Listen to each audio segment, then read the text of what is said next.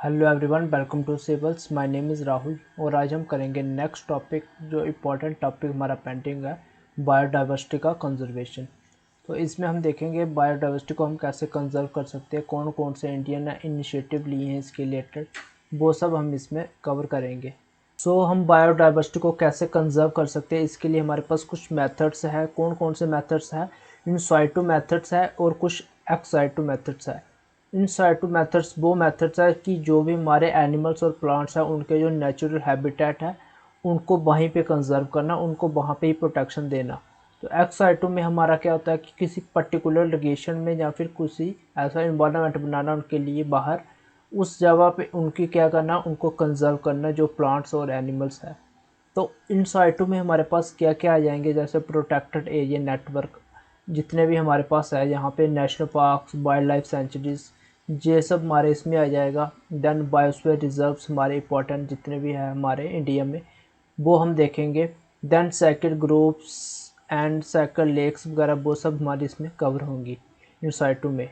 और एक्साइटों में हमारी क्या क्या आ जाता है, जैसे बॉटनिकल गार्डन्स आ जाते हैं हमारे पास, एक्वेरियम आ जाते हैं, जियोलॉजिकल गार्डन्स आ जाते हैं, इंपॉर्टेंट सीड बैंक्स आ जाते हैं, देन कायरो प्रिजर्वेशन आ जाते हैं। ये सब हमारे किस में आएंगे? एक्साइटो कंजर्वेशन सिस्टम में। तो इसमें जो हमारे इंपॉर्टेंट है वो हमारे यही है important, national park, wild life sanctuary, biosphere reserves हमारे कितने इंपॉर्टेंट है वो आपको पता चाहिए।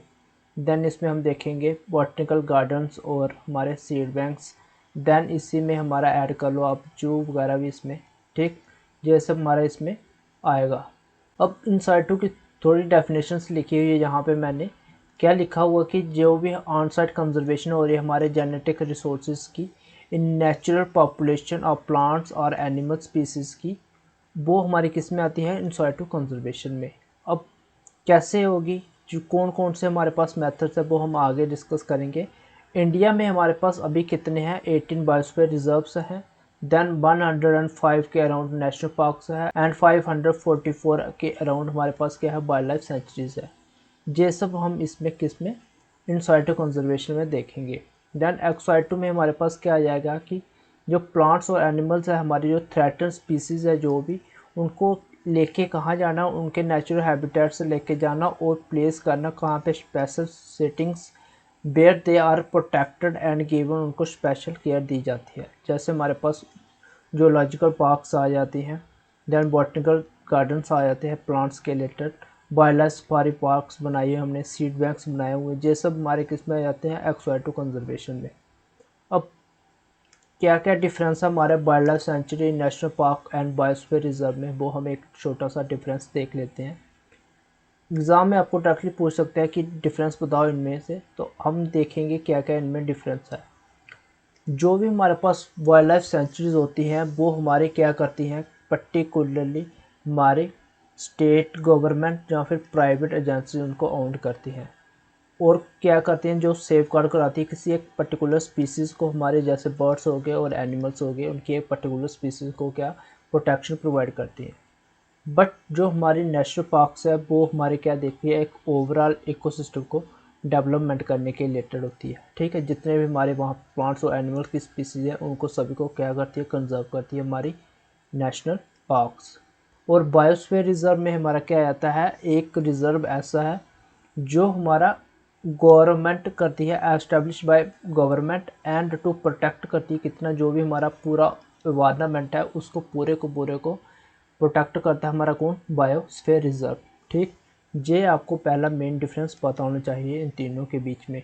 अब पूछ लेते हैं कि वाइल्ड लाइफ सेंचुरीज जो है वो मेनली गवर्नमेंट ही होती है कि प्राइवेट्स भी होती हैं? तो जो गवर्नमेंट भी है और प्राइवेट एजेंसी भी इनको क्या करती है? ओन करती हैं। ये आपने डिफरेंस जा रखना है इसमें। प्रोटेक्शन किया है ओनली वाइल्ड लाइफ में, हमारे एनिमल्स, बर्ड्स, इंसेक्ट्स, रेप्टाइल्स जितने भी हमारे पास है वो सब हमारे क्या, इनको अलग अलग प्रोटेक्शन दी जाती है।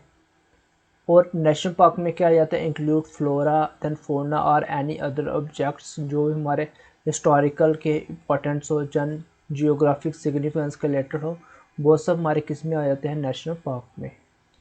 सेम हमारा किस में रिलेटेड है? बायोस्फीयर रिजर्व में, इनका पूरा पूरा इकोसिस्टम डेवलपमेंट करने के रिलेटेड, इंक्लूडिंग द ट्राइबल्स, जो भी हमारे उस एरिया के होंगे, जो ट्राइब्स रहती हैं उनकी भी हमने क्या करनी है यहाँ पे?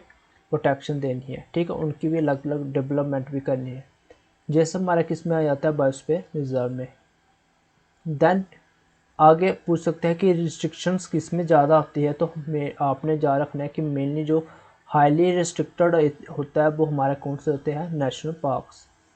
और वाइल्ड लाइफ सेंचुरी में हमारी क्या होती है, रिस्ट्रिक्शंस कुछ कम होती हैं और ओपन होता है विजिटेशन के लिए बाय जनरल पब्लिक। बट ऐसा हमारा नेशनल पार्क में नहीं होता है, कोई भी जनरल पब्लिक हमारी अलाउड नहीं होती नेशनल पार्क में। देन आ जाता है हमारे पास क्या, बायोस्फीयर रिजर्व। बायोस्फीयर रिजर्व को हमने अलग अलग जोन में डिवाइड किया हुआ है। एक कोई पर्टिकुलर बाउंड्री नहीं है इनकी कि ये इतनी इतनी होनी चाहिए, अलग अलग इसके क्राइटेरिया हम अपने हिसाब से इनको डिवाइड कर लेते हैं। कौन कौन सा है, जैसे कोर एरिया में हमने डिवाइड कर दिया जहाँ पे कोई भी ह्यूमन एक्टिविटी अलाउड हम नहीं करते। देन कुछ बफर जोन आ जाता है हमारे पास, कुछ जहाँ पे होम जहाँ पे सेटलमेंट अलाउड है, जैसे ट्राइबल एरियाज वगैरह के रिलेटेड। देन आ जाता है हमारे पास कौन सा, मैनिपुलेशन जोन, जहाँ पे हमारा ह्यूमन एक्टिविटीज़ अलाउड है और कुछ जहाँ पे हम क्या रिसर्च वगैरह कर सकते हैं। ठीक, ये सब हमने अलग अलग जोन इनको कवर किया हुआ है। देन आता है नेक्स्ट हमारे पास वाइल्ड लाइफ सेंचुरी में हमारे पास डज नॉट हैव कोई फिक्स्ड बाउंड्रीज नहीं होती, बट हमारी जो नेशनल पार्क है उनकी हमारी क्या है, बाउंड्रीज फिक्स्ड होती है। कहाँ से, बाय लॉ के थ्रू हम इनको क्या करते हैं, बाउंड्रीज इनकी फिक्स करते हैं। सेम एज हमारा बायोस्फीयर रिजर्व में आता है कि बायोस्फीयर रिजर्व में हमारी क्या होती है, बाउंड्रीज फिक्स्ड होती है और हमारी क्या होती है, डिफाइंड होती है। तो जैसे हमारे कुछ इंपॉर्टेंट क्या इनके बीच में डिफरेंस।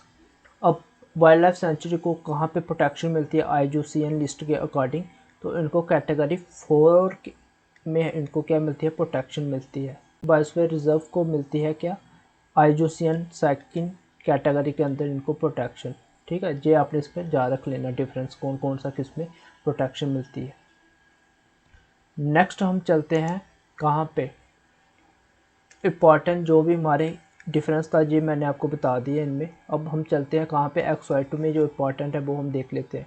अब बॉटनिकल गार्डन्स हमारे किसके रिलेटेड होते हैं, जो भी हमारे इम्पॉर्टेंट प्लांट्स की जो हमारी स्पीसीज है जो हमारी क्या हो रही है, ख़त्म हो रही है, उनको हम क्या कर देते हैं, बॉटनिकल गार्डन में उनको क्या करते हैं, प्रिजर्व करते हैं। ठीक है, जैसे लिविंग ट्रीज़ हो गए, श्रब्स हो गए, हर्ब्स हो गई, क्लाइंबर्स हो गए, जितने भी अलग अलग तरह के प्लांट्स हैं उनके स्पीसीज जितने भी अराउंड द वर्ल्ड है, तो क्या करते हैं हम, जहाँ तो स्टडी करते हैं कैसे इनकी अलग अलग ग्रोथ हो सके।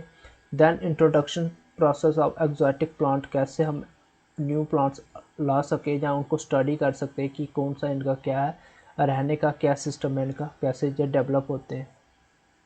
देन आ जाता है it helps development of new hybrids को, उनको डेवलपमेंट करने में हमें हेल्प करते हैं। तो then it arguments conserving rare and threaten, जो हमारी स्पीसी है उनको हम क्या कर सकते हैं, यहाँ पे कंजर्व कर सकते हैं। सेम हमारा क्या है, जो इनिशियल पर्पस था इसको एंटरटेनमेंट के लिए था, बट जैसे जैसे टाइम बीतता गया हमारा जूस भी हमारे क्या हो गए, ट्रांसफर होते गए कहाँ पे, हमारे एक कंजर्वेशन एंड इन्वायरमेंटल एजुकेशन के लिए हमारा आजकल काम करते हैं। ठीक, ये आपने इसमें देख लेना। अब आपने रेड डाटा बुक के नाम भी सुना होगा। रेड डाटा बुक हमारी क्या है, किसके रिलेटेड है, तो जो रेड डाटा बुक थी वो फर्स्ट कब हुई थी, इशूड 1966 में इशूड हुई थी। किसके लिए हुई थी, by the IUCN special survival commission as a guide for formulation, preservation and management of species list. तो बेसिकली जो इसका काम था वो जितने भी हमारी लिस्ट इनके रिलेटेड जितने भी हमारे प्लांट्स एनिमल्स जिनके भी इंपॉर्टेंट थ्रेटन स्पीसीज है या फिर उनका क्या स्टेटस है, वो सब हमें कहाँ से पता लगता है कि ये इंडेंजर्ड है, कि उस समय कभी पहले मिलती थी, अभी क्या हो गई, वो एक्सटिंक्ट हो गई है। ठीक है, वो सब हमें कहाँ से मिलता है पता, कि ये कहाँ पे इसका कैसा स्टेटस है, कि ये अभी है, नियर थ्रेटन्ड है, या फिर ये एक्सटिंक्ट हो गई है, या फिर इंडेंजर्ड है, वो सब हमें इस बुक से मिलता है। ठीक है, इसमें सारी की सारी लिस्ट बनाई हुई है, तो जहाँ से हमें डाटा सारा मिल जाता है। अब पिंक पेजेस जो इसमें हैं वो हमारे क्या इंक्लूड करते हैं, क्रिटिकली इंडेंजर्ड स्पीसीज, और ग्रीन पेजेस हमारे क्या बताते हैं, जो फार्मली क्या हो, इंडेंजर्ड हो, बट अभी क्या हो गए, रिकवर्ड हो गए। ठीक, अभी क्या है वो थ्रेटन नहीं रहे। तो ये सब हमें यहाँ से पता लगता है रेड डाटा बुक से। अब कैसे कैसे है यहाँ पे इस टाइप के यहाँ पे पूरा यहाँ पे लिस्ट है। ऑल स्पीसीज़ हमारे पास आ जाती है। कुछ ऐसी स्पीसीज़ भी होंगी जो नॉट वैल्यूएटेड होंगी, मीन्स कि उनका डाटा नहीं होगा। कुछ ऐसी भी होंगी जिनका डाटा होगा बट वो क्या होगा, डाटा डेफिशिएंट होगा। बट कुछ ऐसी होंगी जिनका हमारे पास क्या हो, सारा का सारा डाटा हो। तो आगे हम फिर उनको क्या फर्दर क्लासीफाई करते हैं उनके हिसाब से जितना हमारे पास उनकी क्या है जहाँ पे उनका डाटा है। तो लीस्ट कंसर्न में हमारी बहुत स्पीसीज आती हैं जो हमारी क्या हो, मीन्स कि अभी तक कोई ख़तरे में नहीं है। नियर थ्रेटन में आती हैं बहुत स्पीसीज जो हमारी क्या है नियर थ्रेटन, मीन्स कि वो अभी क्या है थ्रेटन के पास जाने वाली हैं। ठीक है, या तो आप उसको बचा लो या फिर वो आगे क्या हो जाएगी, वो थ्रेटन में चले जाएंगी। देन आ जाती है हमारे पास थ्रेटन कैटेगरी। थ्रेटन कैटेगरी पे हमारे पास 3 टाइप की आ जाती है, critically endangered, then endangered and vulnerable species. ये हमने अलग अलग इनको क्लासीफाई किया हुआ है। फिर आ जाती है हमारे पास 2 और अलग अलग जो कि extent in the wild, means कि अभी जंगलों में नहीं दिखती वाइल्ड में, बट हो सकता है कि वो हो। ठीक है, एक्सटेंट वो होगी जो बिल्कुल ख़त्म ही हो जाए। ठीक, ये सारी की सारी यहाँ पे इनका लिखा हुआ है कौन कौन से लिस्ट में कौन कौन से है। मैंने आपको उनकी पूरा एक डाटा भी दिया था कि कौन कौन सा हमारा कहाँ पे हमारा क्रिटिकली में है, हमारा कौन सा वल्नरेबल में है, वो सब मैंने आपको एक लिस्ट भी दी हुई थी। तो ये सब हमारा किस में है, रेड डाटा बुक में हमें मिलता है। जैसे कि यहाँ पे हमारे पास एक IUCN रेड लिस्ट की एक थ्रेटन स्पीसीज हमारे इंडिया के रिलेटेड है। जैसे क्रिटिकल इंडेंजर्ड एनिमल्स में हमारे हिमालयन ब्राउन बियर, देन हमारे पास आ जाता है हंगूल, आ जाता है कश्मीरी स्टैग, इसका जो आप स्टेटस देख सकते हो, देन कोंदाना रैट। ये सब हमारे क्या है नामदफ़ा फ्लाइंग स्क्विरल। ये सारे के सारे हमारे इंपॉर्टेंट एग्ज़ाम में डायरेक्टली पूछते हैं कि कौन सा क्रिटिकली इंडेंजर्ड में है, कौन सा इंडेंजर्ड में है। जैसे इंडेंजर्ड में हमारे पास इंपॉर्टेंट आ जाते हैं एशियन लाइन, रेड पांडा, ठीक, पिग्मी हॉक। ये सारी के सारी क्या है इंपॉर्टेंट है, एग्ज़ाम में डायरेक्टली पूछते हैं ये। तो ये थे हमारा किसके लेटर, बायोस्फीयर कंजर्वेशन के लेटर। अब इंडिया ने कौन से हमारे यहाँ पे इनिशिएटिव लिए हैं बायोलॉजिकल डाइवर्सिटी के लेटर कंजर्व करने के लिए। तो सबसे पहले तो इन्होंने एक एक्ट बनाया हुआ इसके लेटर 2002 में। ठीक, और क्या बनाया हुआ, जहाँ पे एक इन्वायरमेंटल प्रोटेक्शन एक्ट बनाया हुआ है 1986 में। देन इन्वायरमेंटल इम्पैक्ट असेसमेंट कुछ प्रिंसिपल्स है यहाँ पे। देन हमारे नेशनल ग्रीन ट्राइब्यूनल बनाया हुआ है यहाँ पे, जैसे इन्वायरमेंट के रिलेटेड कुछ भी हमारे कुछ यहाँ पे लॉज के related. Then wetland conservation rules and Indian Ramsar sites. Then Indian IUCN अपनी एक रेड लिस्ट इंडिया ने बनाई है, और काफ़ी ज़्यादा जहाँ पे मेजर्स है। जैसे हमारा बायोलॉजिकल बायोडाइवर्सिटी एक्ट है 2002, उसमें अभी ऐड किया हुआ हमने क्या, बायोडाइवर्सिटी हेरिटेज साइट्स। तो ये आपको पता होना चाहिए, बायोडाइवर्सिटी हेरिटेज साइट में हमारे किस में आती है, बायोलॉजिकल डाइवर्सिटी एक्ट में। ठीक, तो ये थे हमारा इम्पॉर्टेंट टॉपिक किस में, बायोडाइवर्सिटी कंजर्वेशन में। आई होप आपको समझ आ गया होगा इम्पॉर्टेंट क्या क्या इसमें आपने कवर करना है। Okay, thank you.